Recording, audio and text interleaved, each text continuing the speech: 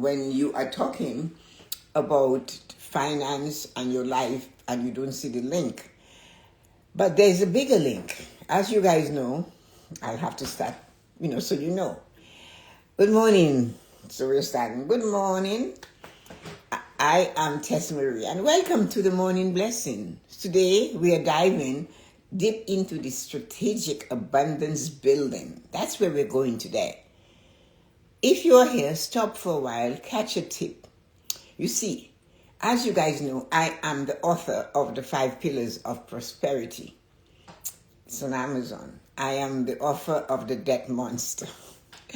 I have journals and goal-setting things, and my 2 children's book for my grandchildren and the stories I told my grandson is now in print on Amazon, and he's going crazy, he was telling me. So Gianna, who's going to be a year this month, her book is called S.M.A.R.T, the Scientist Bunny. And somebody said, talk a little bit about it because it's so funny. In Gianna, that's her name, backyard, I saw almost like the trees, weeds of almost like bleeding hearts.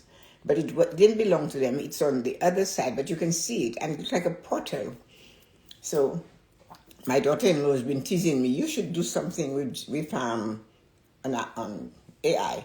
So I took a picture and I went to her, how do I do this? I said to AI, can you put a door on this portal? And it did. Anyway, so that now, once I see something, I see words to go with it. I am a writer. One word and I'm gone for hours. So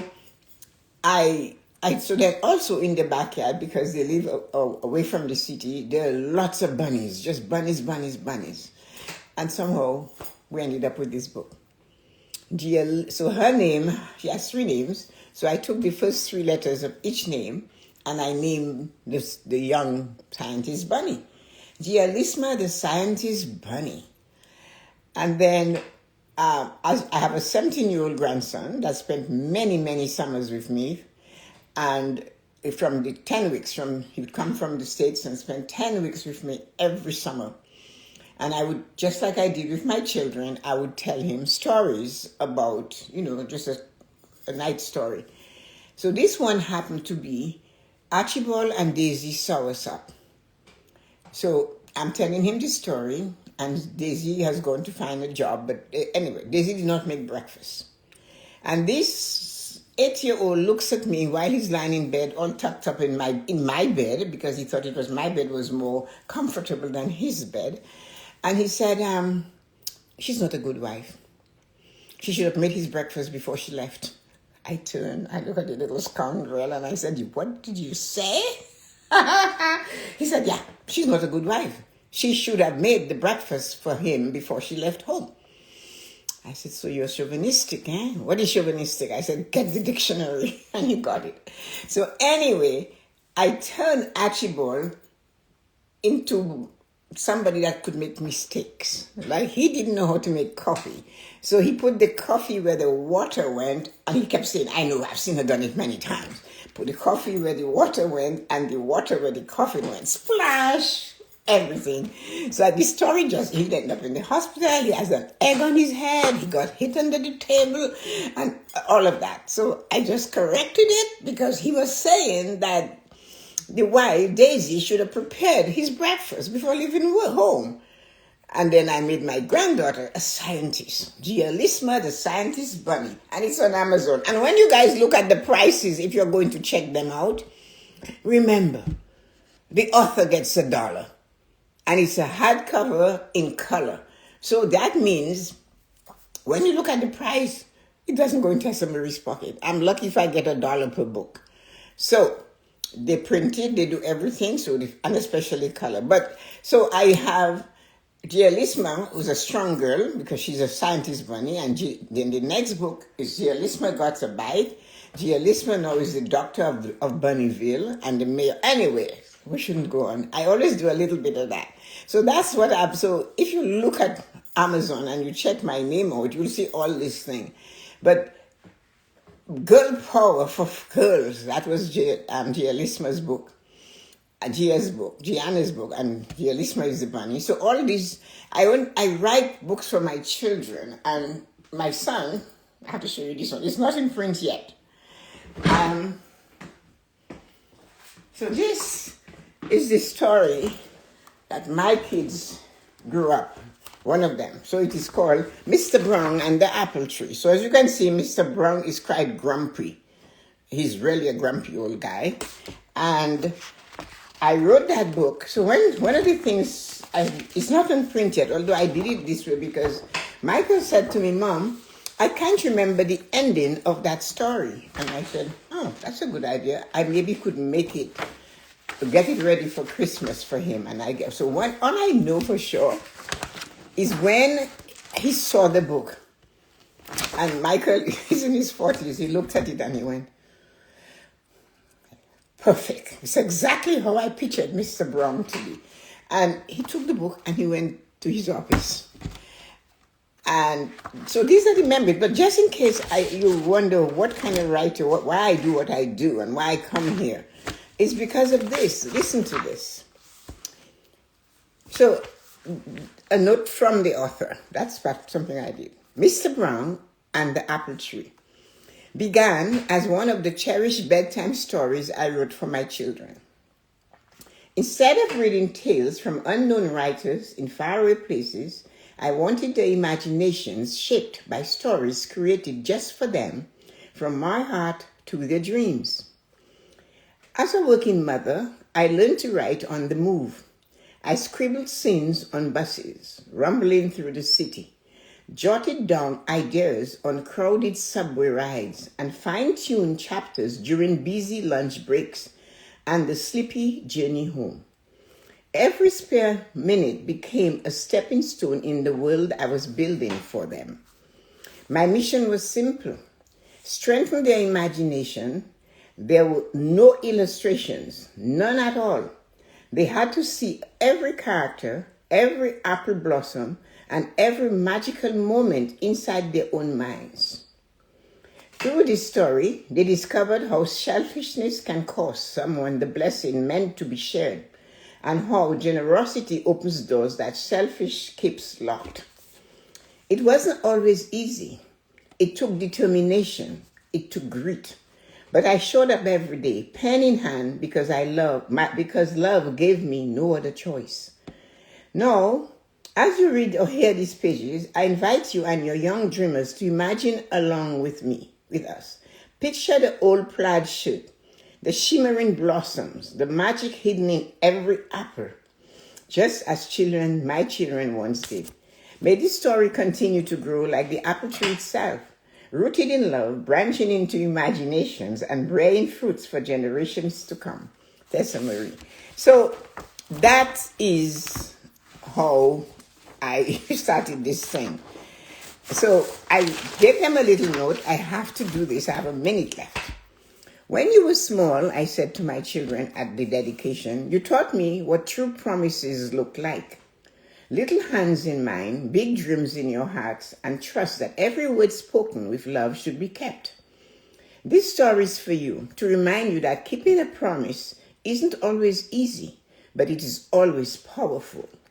A promise kept builds strength, provides and protects love, and creates bonds that last a lifetime. You were my promise to the world, and every single day you have been worth honor. So, I can't tell you any more about the book because I'll tell you another time. It's quite a story. And it's interesting. It took years and they grew up with it. So anyway, let us do the morning blessing at 10 after 8. How beautiful. Thanks, Jean. Thanks everybody for saying you love this story. Let's get going. So, the SMART pillars of prosperity. They are, And remember I just said we align our life with finance. So, as you guys know, we talked about me already, that I am there.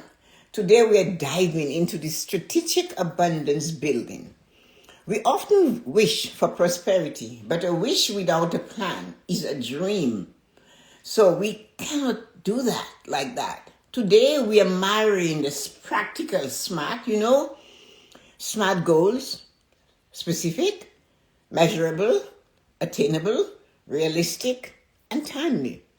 Isn't it a coincidence, or is it life, that the 5 pillars and the and SMART goals has 5 letters? So let's see what I did with them. You'll like it. The 5 pillars of prosperity. Let's look at how these two systems works together in tandem to create a life of abundance and wealth. Hang on, you will love it. You see, in the SMART goals that you are taught to make at school, specific meets the spiritual pillar. Specific plus spirituality becomes something. They get married. You cannot hit a target that you haven't defined. In the spiritual pillar, vague prayers get vague results. Are you asking for help, or are you giving your vision a specific name? See? SMART, spirituality, specific name. The concept. We begin with being specific. In the spiritual pillar, specificity is about clarity of vision. You cannot ask the universe, God, the divine timing for more. You must define what your more looks like. You have to define it. If your goal is not specific, God gave the woman a one-legged man and she returned him, or tried to return him. She said, I asked for a man and you gave me a one-legged man. And God said to her, you did not say he had to have 2 legs. Specific. So don't just pray for financial help. Be specific. I am working toward a debt-free life so I can serve others. Whatever. That's what you have to say. When your spiritual intention is specific, your path becomes clearer. You have to make sure that you are praying. What are you praying for? When we were in the convent school where I grew up, they taught us that we need to pray for sunshine because we were having a school fair. So we prayed for sunshine, specifically for sunshine. And if they heard that the farmers' crops were not getting water, they would have us pray for rain. So you see, we have to make sure I am following our plan with finances. Thanks, Jean is one of my disciples. And so is Loretta. Well, Loretta is the oldest disciple ever. So, and then Nancy is just keeping things going. Oh, credit score. Ooh, good news, my sweet. Good news. So, let us look at the second pillar and the second SMART goal. Measurable meets the mental pillar. Measurable plus mental equals what? Clear thinking. What stays in your head causes anxiety, and what stays on paper creates peace. To strengthen your mental pillar, you must stop guessing and start measuring.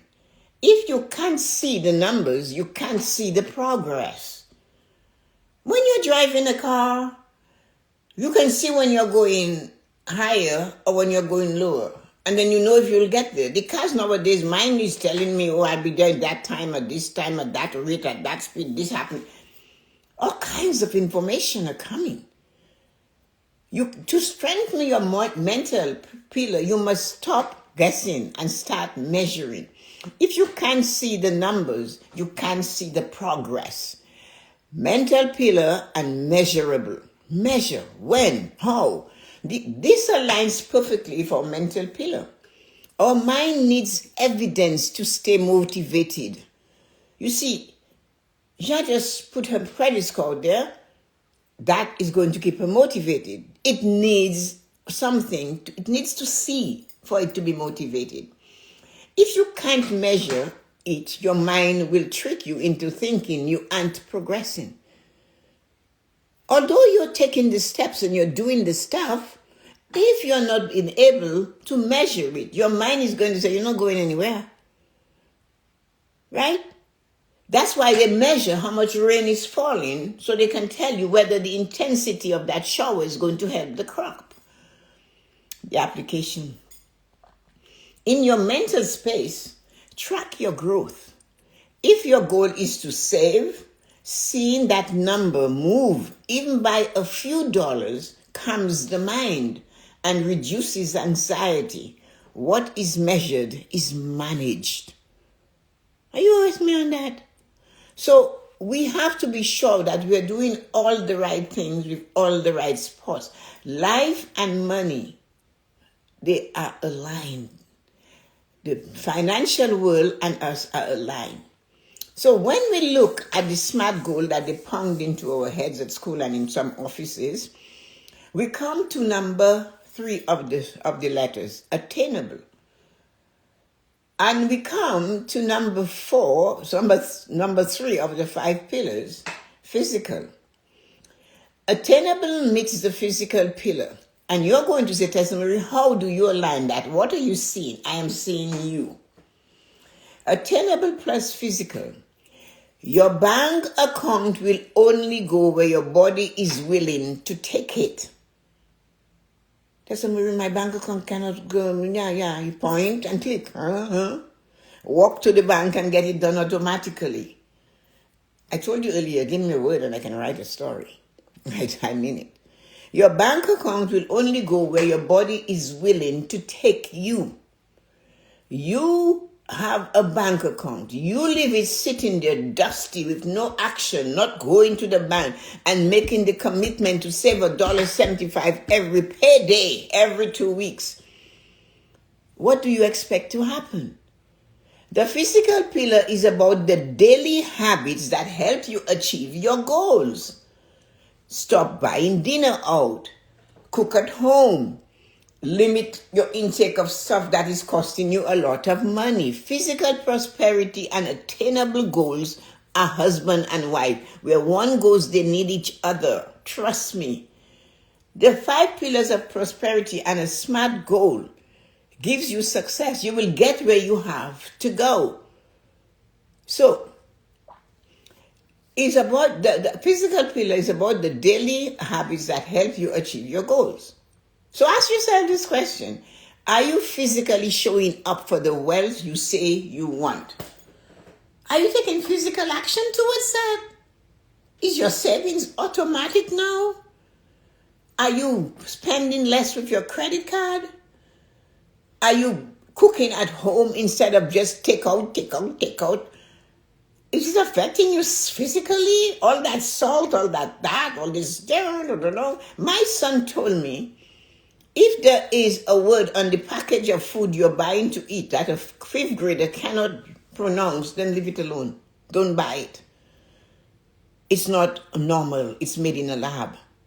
If your grandmother, he said, would not recognize the ingredient, put it back on the shelf.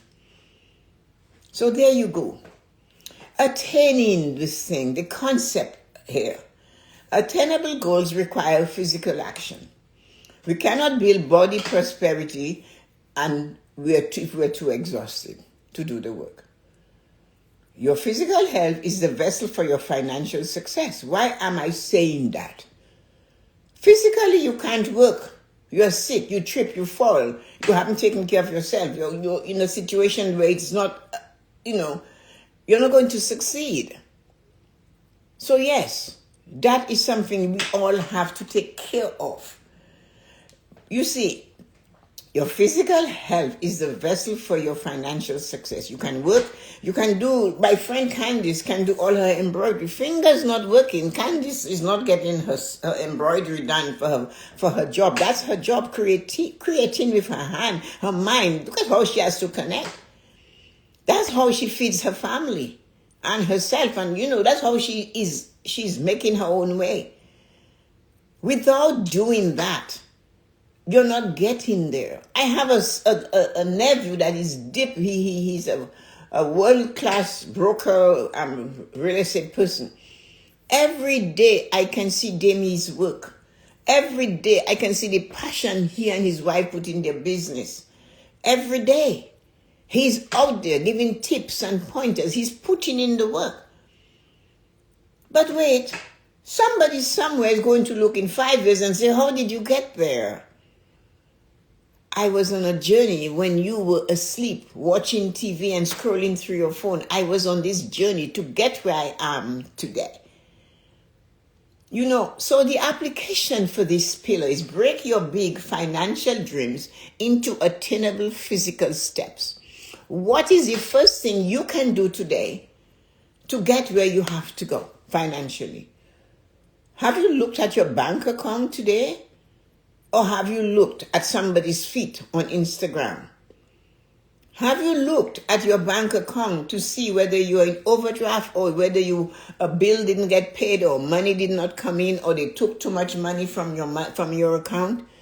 Or are you checking something that is not going to bring you to where you desire to go? Go back. Can you physically commit yourself to 1 hour of financial planning a week? Maybe you don't understand it, but all of you have access to DM me, send me a message and say, can you help me financially with how to fix this? I don't know, I'm looking at my account and this is happening. And there are many people out there who will help you with that. So break your big financial dreams into little ones, little ones. Can you physically commit to just an hour? You need an hour a week to look at this account and to see what needs to be fixed. Success is a series of small, attainable physical habits performed consistently. Did you hear that? Success is a series of small, attainable physical habits performed consistently every day. Work on it. So let us look at SMART goals, the fourth one. The pillar, emotion. Realistic meets the emotional pillar. They fall in love and they get married. And they have little people called finances and wealth. And they are winning. Comparison is the thief of prosperity. And unrealistic goals are the fuel for emotional burnout. Oh, can I say that again?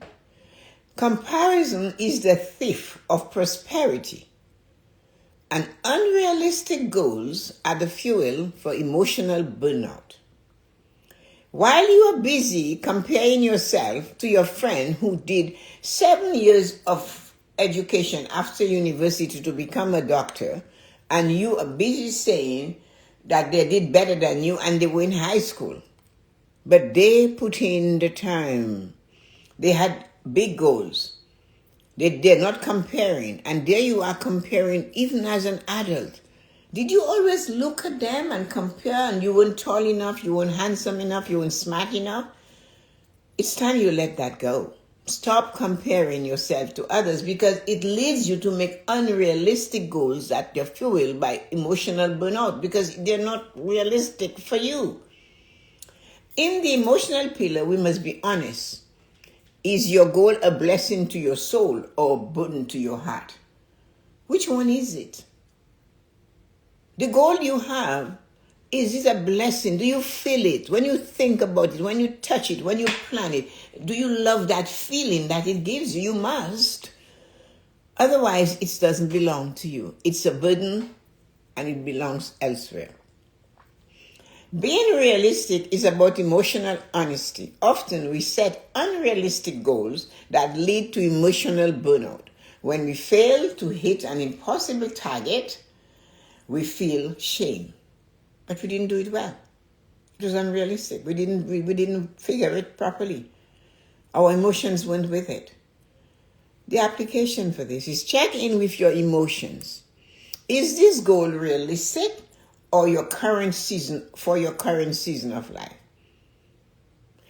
I couldn't do this, what I'm doing now, when I was employed at that time of the day. I didn't have the information in my head. I hadn't done the meditation. I hadn't seek. I hadn't observed. I hadn't trained my own self to be. So I couldn't.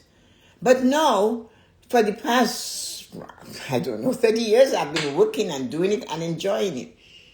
And I do it, I fuel you so you can set fire to your dreams, goals, and desires and see them soar. Because you see, I have played that game before. I've been there. I can tell you. So check to see if it is your season for that goal. When your goals are realistic, you maintain emotional peace. You just keep it going. You're on it. It's a slow ride. You aren't racing against others. You're moving at the pace of your own blessing. Have you ever done horseback riding? And you just go for a trot. No, you're not jumping. You're just trotting. That's when it's realistic. So let's look at pillar number 5 and SMART goal number 5. Timely meets the financial pillar. Timely. A goal without a deadline is just a wish that money can't find. A goal and you don't have when, the time, the year, the date, the month, that is a deadline that money can't find. Your financial pillar requires a clock. When you give your prosperity a due date, you turn your intentions into an inheritance. Yeah, I need it by then. I have seen it so many times happen. I have 2 brothers that lived in Canada with me. They grew up, they were married men. One of them said to me, always, he said, I am not celebrating my 45th birthday in Canada. I'm going to retire at 45 and go home. And the October before his birthday in February, he sold his house, packed up his wife, his kids had grown, and off to Dominica he went. And there he is to this day. He comes up every blue moon.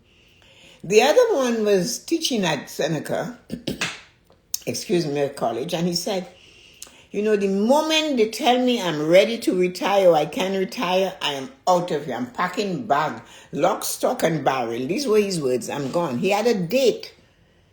He had a place. He had a mind. He had a setup. So if you notice what you're working for, you are not getting it. You're not planning it because your finances, I want to get out of debt. When? I want to get out of debt is a dream. Okay, I want to get out of that. Put some passion into this thing. Tessa-Marie, I desire to be debt-free by 2026, December 31st.